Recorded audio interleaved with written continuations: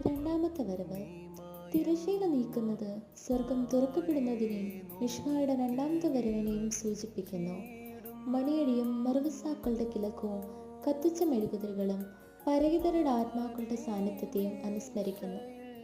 തിരുശരീര രക്തങ്ങൾ രണ്ട് കൈയിലും വഹിച്ചുകൊണ്ട് പടിഞ്ഞാറോട്ട് ആഘോഷപൂർവ്വം വരുമ്പോൾ മനുഷ്യപുത്രൻ ശക്തിയോടും തേജസ്സോടും കൂടി ആകാശമേഘങ്ങളിൽ വരുന്നതിനെ നാം ഓർക്കണം. തുടർന്ന് പ്രാർത്ഥനകൾ ചൊല്ലിയ ശേഷം പട്ടക്കാരൻ കാസായും പിലാസയും കുരിശാകൃതിയിൽ പിടിക്കുന്നു.